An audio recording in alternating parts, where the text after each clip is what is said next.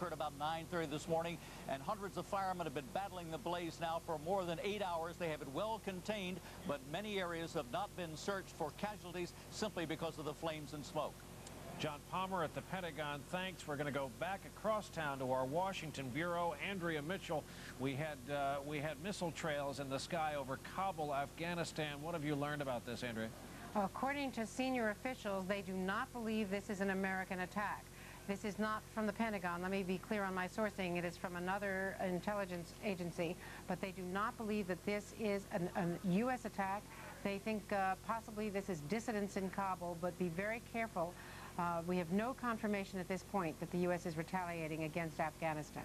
All right, so tonight, on this day that has seen an unprecedented attack on the continental United States, missiles in the air over Afghanistan, it would seem to most pros that it would be awfully early for any kind of retaliation, and indeed, Andrea Mitchell's sources telling her that would be correct, that this is not U.S. sponsored in any way, that it may be some other elements, but that is the picture tonight in Kabul, Afghanistan, again on what has been a horrendous day in the United States, a day that may change the U.S. way of life. Lower Manhattan has been the epicenter of all of this beginning this morning.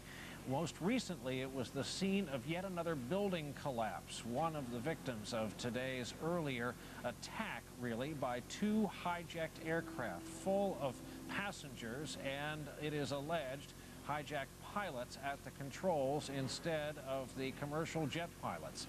Our own Ashley Banfield is in Lower Manhattan, where number 7 World Trade Center was the latest building to collapse late this afternoon. Ashley? It's about 45 minutes ago. It went down right behind us. Just a thunderous cloud of dust again passing through the streets of Manhattan. Brian, it's happened 4 to 5 times already today. It was standing right behind us, as I said, at about 5:30 Eastern time. We had been warned. They were just waiting for this one to come down. The windows had already blown out. It had been an inferno for hours. We'd been cleared 5 different times northward from the from Ground Zero, where the first and second World Trade Centers came down just after about 10 or 11 this morning. And every time we moved, there was this concern there'd be other buildings that went down. It was rather strange, but I was doing an interview with a woman and a small baby who were evacuating their apartment not far from this area when number 7 came down. Here's a look at the tape. You can see what happened. Please be careful of your baby. Oh my God. Look behind us. Please pan in this way. Please be careful of your baby. This is it. That's the building coming down. Oh my God. Oh my God. Oh my God. No. No. Listen. Okay. We'll be all right. We'll be all right. We're okay. I think we're okay.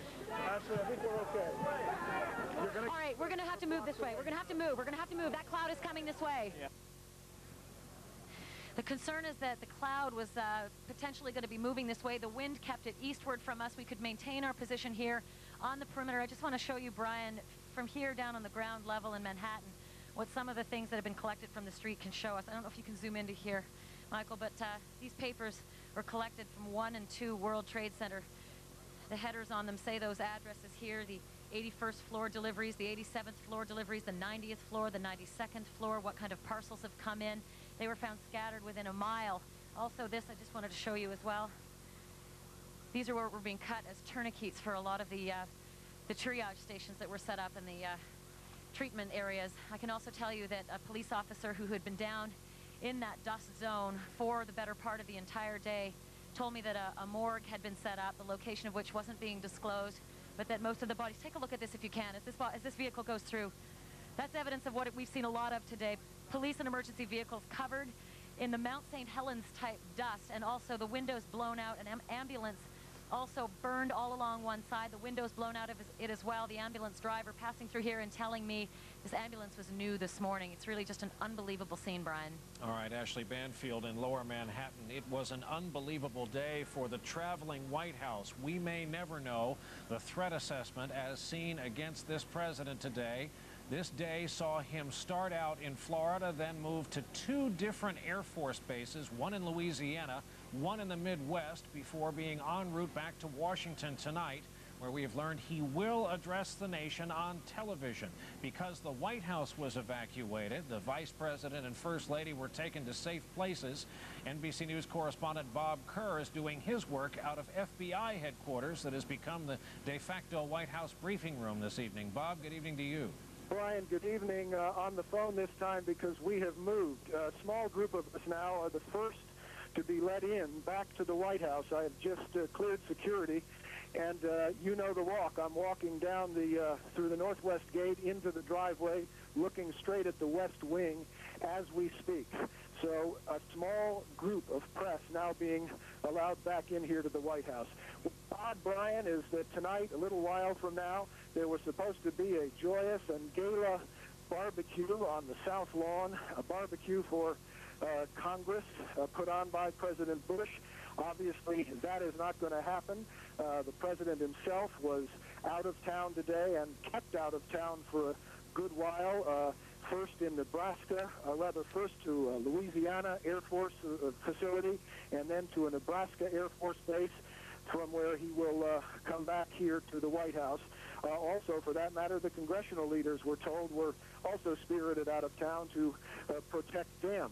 I can tell you, Brian, we made a 7-block walk from the FBI building on 10th Street up here to the White House on 17th. It was and remains a ghost town in Washington. You could look down one of the major streets and see nothing but traffic lights and white lines. No cars. In one case, we saw a big fuel tanker truck escorted by 2 police cars moving quickly down one of the main streets. As you know, President Bush today has spoken about this attack on the United States twice, calling it a national tragedy, calling the incidents cowardly acts and terrorism against the United States, which he says will not stand. Here's a bit of what President Bush had to say in a statement this afternoon. Freedom itself was attacked this morning by a faceless coward, and freedom will be defended. I want to reassure the American people that the full resources of the federal government are working to assist local authorities to save lives and to help the victims of these attacks. Make no mistake, the United States will hunt down and punish those responsible for these cowardly acts. Brian, back here at the White House now, again, a small group of us being allowed in, awaiting, we think, what will be a statement from President Bush after he arrives here. A parting thought for you. One of the sights that was utterly unreal here today was in the skies above the White House and the National Mall in Washington. On at least 3 or 4 occasions, one could look up and see fighter jets crisscrossing in the sky. There were obviously no commercial planes around. All that had been shut down. Instead, there were overflights by jet fighters in and around the area of the White House and the mall. Bob Kerr back inside the White House after a day outside the White House. And for those just joining us, that is indeed Lower Manhattan you were looking at earlier. What's different about the skyline? The World Trade Center, the landmark Twin Towers, both gone. The death toll is staggering. So many people from all walks of life, and it is destined to grow throughout the evening and throughout the days ahead. Among those who died is Barbara Olson. She had a long career in public service, was a television commentator, and the wife of the U.S. Solicitor General Ted Olson. Barbara Olson, a frequent contributor on NBC News broadcasts, was 45. She was on board the plane that crashed at the Pentagon today. For more on the 4 different commercial aircraft that were hijacked, we go to NBC News correspondent Jim Cummins at American Airlines headquarters in Fort Worth, Texas tonight. Jim, good evening. Good evening, Brian. That's right. It was outrageous and audacious. Hijacking 4 commercial airliners, 2 757s, Boeing 757s, 2 Boeing 767s, fully loaded with fuel and using them as weapons. They were loaded with fuel for cross-country flights and then using them as weapons against the U.S. First, there was American Flight 11, which was scheduled to go from Boston to Los Angeles this morning. 81 passengers aboard, 9 flight attendants, 2 pilots. It was then diverted to New York, where it hit the South Tower, plowed into the South Tower of the World Trade Center at 8:50 a.m. Eastern Daylight Time.